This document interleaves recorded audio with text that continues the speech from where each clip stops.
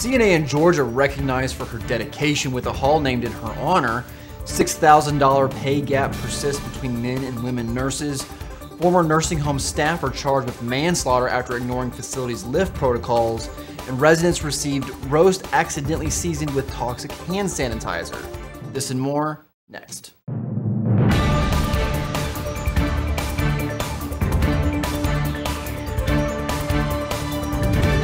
You're watching LTC News with Dane Henning. Welcome to CNA TV Long-Term Care News. I'm Dane Henning. Today is Wednesday, June 27th, 2018. In September of 1971, at just 19 years old, Vicki Mathis started what would become a nearly 47-year and counting tenure at A.G. Rhodes nonprofit nursing home in Atlanta. Mathis, a certified nursing assistant, is A.G. Rhodes' longest tenured employee. During CNA Week earlier this month, Mathis was honored with the dedication of an area in the nursing home named as Vicki Mathis Lane. Vicki is one of the most compassionate and caring individuals I have ever met, says Christy Davis, administrator at A.G. Rhodes. It's incredible to see an employee with such dedication for so long, and we can't thank her enough for all that she does to enhance the lives of elders who stay with us. She treats them and their families as members of her own family, and she's an inspiration to all of us. While Mathis has seen many changes throughout her tenure at A.G. Rhodes, including when the organization expanded from one nursing home that's been operating in Atlanta since 1904 to 3 total homes in the metro area, one thing has remained constant: Mathis's love and admiration for the people who stay at A.G. Rhodes. When I come to work, I come with love, says Mathis. If the residents want something, I try my best to get it for them. Mathis says it's important to get to know the residents and be patient with them and not to rush through the job. As for any retirement plans, Mathis says she loves what she's doing and she's just taking it day by day. This place has been my life, says Mathis. I've been blessed. A stubborn pay gap continues between male and female nurses despite the fact that women continue to dominate the ranks of the profession, according to new research. That was one of the key takeaways from a new study released on Monday by Nurse.com and its parent company, OnCourse Learning. Polling some 4,500 RNs from across the country, researchers found that male nurses earned an average salary of nearly $79,700. That's more than $6,000 greater than the roughly $73,100 earned by their female counterparts. Men make up only about 12% of the nursing workforce. Male nurses are collecting more, even when age, experience, and education are taken into account. One possible reason for the disparity, researchers said, is on negotiation tactics. About 43% of men surveyed said that negotiated their pay, quote, most of the time or always, compared to just 34% of women. We'll be back right after this break.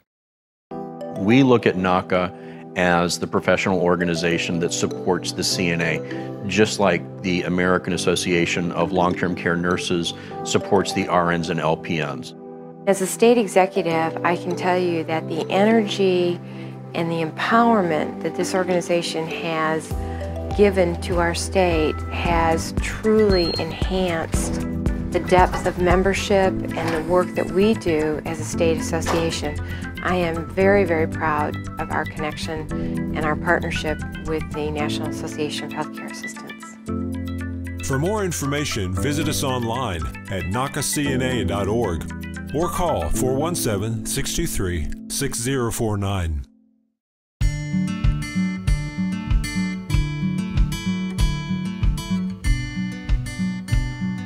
From the Heart, a weekly segment with John Willard, airs every Tuesday at 2:30 Central Time on CNA TV. A former aide at one Minnesota nursing home has been charged with manslaughter after shirking the facility's lift procedures. The charges stem from the September 17th death of Evelyn Augusta Schweem, a 100-year-old resident at Good Samaritan Society nursing home in Red Falls. Francisco Javier Ramirez, 29, was attempting to transfer the resident out of a bathtub with a mechanical lift, but he failed to follow proper procedures, leading to her tumbling and sustaining multiple fractures that nearly detached her left foot. She later died from those injuries, according to the Minneapolis Star-Tribune. He has been charged with second-degree manslaughter, 2 counts of criminal neglect, and 1 count of mistreatment of patients, and has made an initial court appearance on Monday, the newspaper reports. Residents at one Canadian nursing home were recently served roast beef seasoned with toxic hand sanitizer. The incident occurs on May 6 at Carrot River Health Center, a 35-bed long-term care provider in Carrot River, Saskatchewan. It all started when one employee poured a powdered hand cleaner into a spice container, leaving the spice label unchanged and placing it by the kitchen sink, the Global Saskatoon Evening News reported. A different employee then used the toxic powder to season a roast beef, the healthcare authority which operates the home announced recently. After discovering the error, rather than throwing away the tainted meat, nursing home staff members then removed the outer layer and served it to the residents anyway. The authority said it is now reviewing policies and procedures, apologized for the mistake, and said the food never should have been served. The hand cleaner has a low toxicity, the authority added, and no residents were reported to be ill. This has been your long-term care news update. Everyone have a wonderful week, and I'll see you on Wednesday.